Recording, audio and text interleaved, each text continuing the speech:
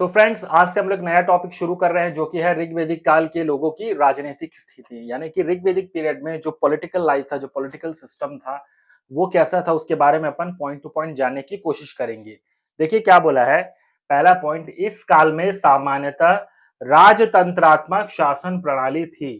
ऋग्वेद में राजन शब्द का उल्लेख अनेक बार हुआ है और ऋग्वेद के एक ऋचा में सिंधु प्रदेश के राजा का उल्लेख है।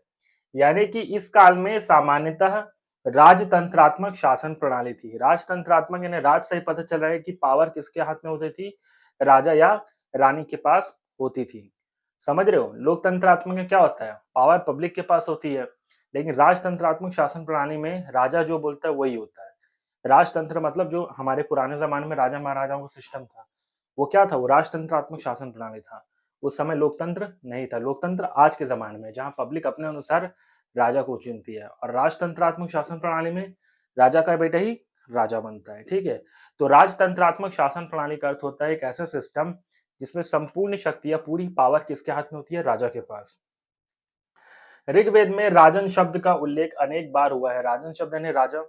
ऋग्वेद में राजन शब्द का उल्लेख अनेक बार हुआ है और ऋग्वेद की एक ऋचा, ऋचा यानी क्या होता है, मंत्र दोस्तों, एक मंत्र में सिंधु प्रदेश के राजा का उल्लेख है। तो अगर आपको बोलेगा कि क्या ऋग्वेद में सिंधु प्रदेश के राजा का उल्लेख है, तो आप बोलोगे हाँ, ऋग्वेद में सिंधु प्रदेश के राजा का उल्लेख है। और ऋग्वेदिक काल में कैसी शासन प्रणाली थी, तो आप क्या बोलोगे, राजतंत्रात्मक शासन प्रणाली। अगर आपको पूछेगा कि क्या ऋग्वेद में राजन शब्द का उल्लेख हुआ है, तो आप क्या बोलोगे, जवाब है हाँ, हुआ है। ठीक है फ्रेंड्स, तो इतना नोट करो आप लोग। सो फ्रेंड्स, हम लोग ऋग्वैदिक काल का सामाजिक स्थिति देख रहे थे। आइए इस टॉपिक को हम लोग आगे पढ़ते हैं। देखिए क्या बोला है कि ऋग्वैदिक समाज में कबीलाई व्यवस्था पर आधारित था और इस काल के लोग कबीलों में विभाजित थे। कबीलों का एक राजा होता था जिसे क्या कहा जाता था, गोप। देखिए ऋग्वैदिक जो समाज है ना, वो कबीलाई व्यवस्था में आधारित था, मतलब कबीलाई व्यवस्था पे बटा हुआ था। अब कबीले का अर्थ क्या होता है, मैं आपको बता देता हूँ। देखिए कबीले का अर्थ होता है एक ऐसा सामाजिक समूह या लोगों का ग्रुप मान सकते हो, जिसके जो मेंबर्स हैं, जो सदस्य हैं, वो एक ही वंश से संबंधित हो, या फिर एक ही गोत्र से संबंधित हो, या फिर लोग एक ग्रुप बनाकर एक भौगोलिक क्षेत्र में, एक पर्टिकुलर एरिया में सालों से एक साथ रह रहे हों, तो उन्हें क्या कहा जाता है, कबीला कहा जाता है। फिर से आपको मैं बता दे रहा हूँ, कबीले का अर्थ होता है कुछ लोगों का ग्रुप जो किसी पर्टिकुलर एरिया में, भौगोलिक क्षेत्र में सालों से एक साथ रह रहे हों, और जिसके सभी सदस्य के जो पूर्वज हैं, वो एक ही, जो मेंबर्स है उनके जो पूर्वज है वो एक ही हो, या फिर उनके जो पूर्वज है वो सेम हो, और जो गोत्र है वो भी सेम हो। इसको क्या कहा गया, कबीला कहा गया। ठीक है फ्रेंड्स, तो देखिए क्या बोला है, ऋग्वैदिक समाज कबीलाई व्यवस्था पर आधारित था। जैसा कि मैं आपको बता चुका हूँ कबीले का अर्थ क्या होता है। इस काल के लोग कबीलों में डिवाइडेड थे। कबीले का अर्थ क्या होता है, फिर से बता रहा हूँ, लोगों का ग्रुप, कुछ लोगों का ग्रुप जिसके जिनके जो पूर्वज हैं वो एक ही थे, या फिर जो उनका गोत्र था वो एक था, और एक ही पर्टिकुलर एरिया में, किसी भौगोलिक क्षेत्र में सालों से एक साथ रह रहे हो, उन्हें क्या कहा जाता है, कबीला।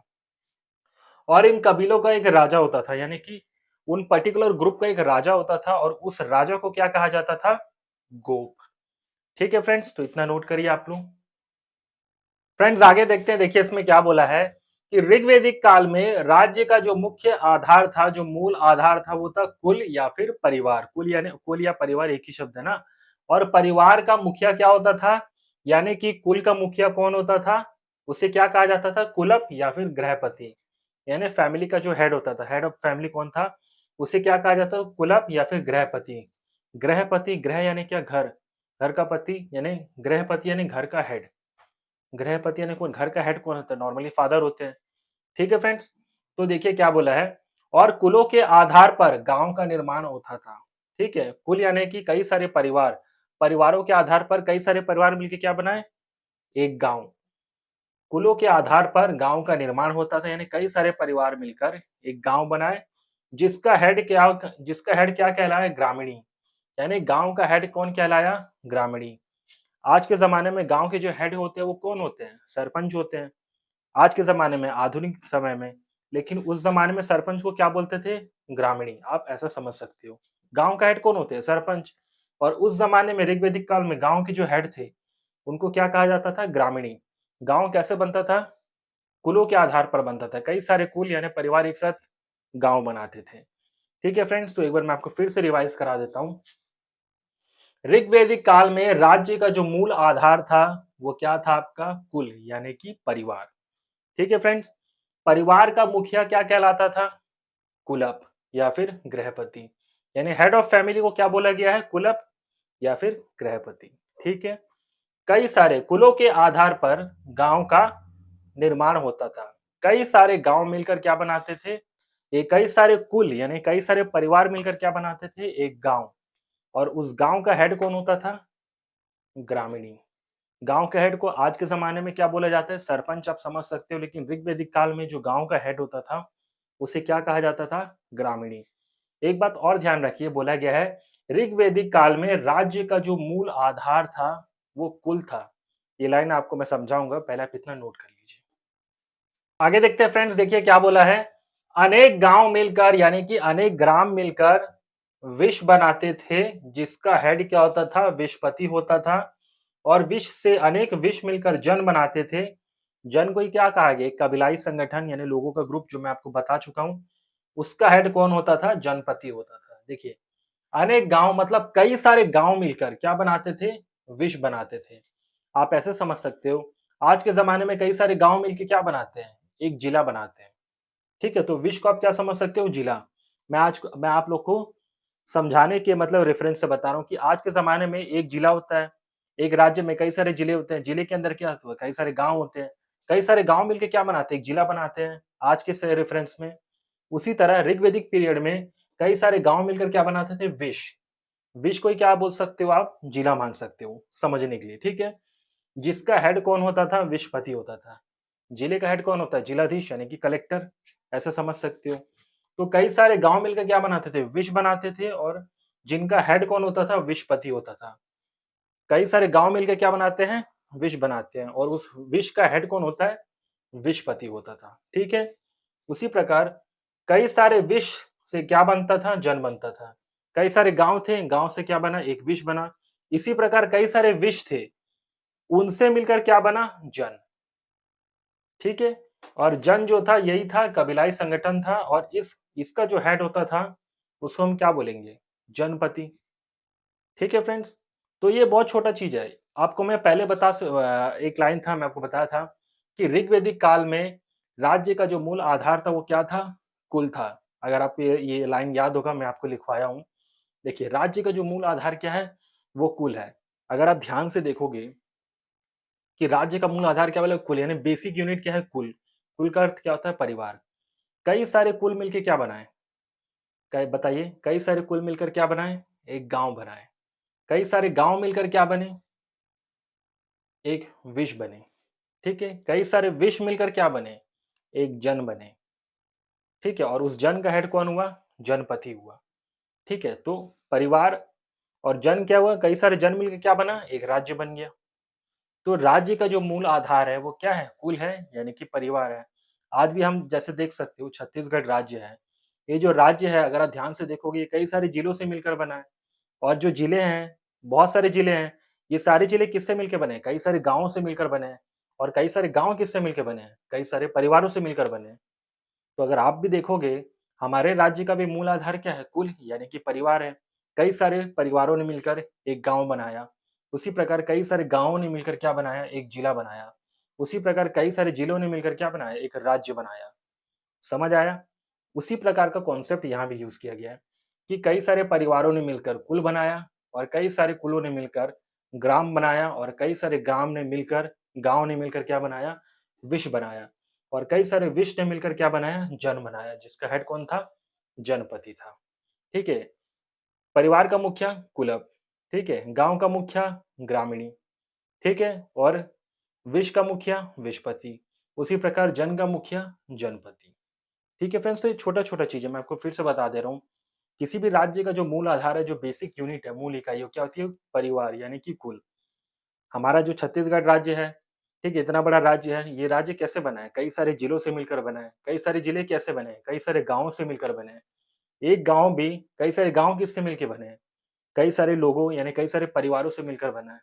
ठीक है, और उस परिवार का हेड कौन होता है? कुलप यानी कि गृहपति। तो अगर राज्य का बेसिक यूनिट अगर आप देखोगे तो क्या है? एक परिवार है। ठीक है, कई सारे परिवारों ने मिलकर क्या बनाया, एक गाँव बनाया। कई सारे गाँवों ने मिलकर क्या बनाया, एक विश्व यानी कि जिला बनाया। कई सारे जिलों ने मिलकर क्या बनाया, एक जन बनाया, यानी कि क्या बनाया, एक राज्य बनाया। ये आज के रेफरेंस में समझाने के लिए मैं आपको बोल रहा हूँ। तो राज्य का जो मूल आधार है वो क्या है, परिवार है, कुल है। समझ आया फ्रेंड्स? तो इतना नोट करिए आप लोग। ऋग्वैदिक काल में राजनीतिक स्थिति में आगे देखते हैं दोस्तों, देखिए क्या बोला है कि आर्यों को पंचजन भी कहा गया क्योंकि आर्य जो थे वो 5 कबीलों में बटे थे। 5 कबीले मतलब लोगों का ग्रुप, जो मैं आपको बता चुका हूँ पहले ही। वो 5 कबीले कौन से थे, अनु, द्रुहु, पुरु, तुर्वस और यदु। ठीक है, अगर आपको बोलेगा कि पंचजन, पंचजन किसे कहा गया, तो आप क्या बोलोगे, आर्यों को पंचजन कहा गया है। आर्य कितने कबीले में विभाजित थे अगर आपको पूछेगा, तो आप क्या बोलोगे, 5 कबीले में विभाजित थे। और ये 5 क्या थे, पहला है अनु, द्रुहु, फिर पुरु, तुर्वस और यदु। फिर से पढ़ दे रहा हूं, पहला है अनु, दूसरा है द्रुहु, तीसरा है पुरु, चौथा है तुर्वस और पांचवा है यदु। ये आर्य इन 5 कबीलों में बटे थे। ठीक है फ्रेंड्स, कबीले क्या था मैं आपको बता चुका हूँ, लोगों का ग्रुप जिनके पूर्वज एक थे या जो सालों से किसी एक पर्टिकुलर एरिया में सालों से साथ में रह रहे हो, उन्हें क्या कहा गया है, कबीला ही कहा गया है। ठीक है फ्रेंड्स, तो इतना नोट कर लीजिए आप लोग। फ्रेंड्स, अब हम लोग ऋग्वैदिक काल के राजनीतिक स्थिति में दसराग युद्ध के बारे में पढ़ेंगे। ठीक है फ्रेंड्स, कि दसराग वॉर क्या था, यानी दसराग युद्ध क्या था। देखिए क्या था, इस युद्ध में 10 राजाओं के साथ रावी नदी के तट पर, यानी कि उस जमाने में परुषणी नदी के तट पर भरत वंश के राजा सुदास और 10 जन, यानी कि 10 कबीलाई संगठन, यानी 10 जन, जिनमें से थे 5 आर्य, 5 आर्य थे उनमें, और थे 5 अनार्य जो कि आर्य नहीं थे। 5 आर्य और 5 अनार्य, ये दोनों मिलकर कितने हुए, 10 हुए, 10 जन। और इन 10 जनों का युद्ध किससे हुआ, भरत वंश के राजा सुदास से। और इस युद्ध में क्या हुआ, राजा सुदास की जीत हुई, यानी भरत वंश के राजा सुदास की जीत हुई।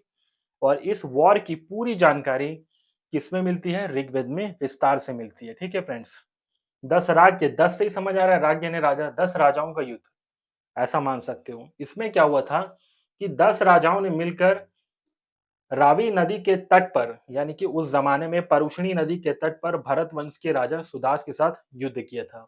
इन 10 जनों में थे 5 आर्य कबीले और 5 अनार्य कबीले। इन लोगों ने मिलकर किनसे फाइट किया, भरत वंश के राजा सुदास से, जिनमें राजा सुदास की जीत हुई। ठीक है फ्रेंड्स, और इसकी, इस वॉर की पूरी जानकारी आपको किसमें मिलेगी, ऋग्वेद में। ठीक है, तो अगर आपको पूछेगा कि दसरागी युद्ध क्या है, तो आप क्या बोलोगे, दसरागी युद्ध में 10 जनों ने, 10 राजाओं ने, यानी कि 10 जनों ने मिलकर भरत वंश के राजा सुदास के साथ युद्ध किया था। कहां पर, रावी नदी के तट पर। और इस वॉर में जीते कौन, भरत वंश के राजा सुदास। और इनमें से राजा सुदास की जिनसे लड़ाई हुई, जिनसे वॉर हुआ उनका, उनमें थे 5 आर्य और 5 अनार्य। ठीक है, ये 5 और 5 मिलके क्या बने, 10 जन। 10 राजाओं का युद्ध किससे हुआ है, एक राजा भरत वंश के राजा सुदास से, जिनमें से भरत वंश के राजा सुदास क्या, जीत गए। और इस वॉर की पूरी जानकारी किसमें है, ऋग्वेद में। अगर आपको ये पूछ लेगा कि वॉर कहाँ हुआ था, तो आप क्या बोलोगे, रावी नदी के तट पर, यानी कि उस जमाने में परुषणी नदी के किनारे हुआ था। ठीक है फ्रेंड्स, 10 जन में थे 5 आर्य और 5 अनार्य, याद रखना। और इनका वॉर किसके साथ हुआ, राजा सुदास के साथ। भरत वंश के वो राजा थे। जीत किसकी हुई, भरत वंश के राजा सुदास की। कहां पर लड़ा गया, परुषणी नदी के तट पर, यानी कि आज के जमाने में रावी नदी के तट पर। दसरागी युद्ध की पूरी जानकारी किसमें मिलेगी, ऋग्वेद में। ठीक है फ्रेंड्स, तो इतना नोट कर लीजिए आप लोग।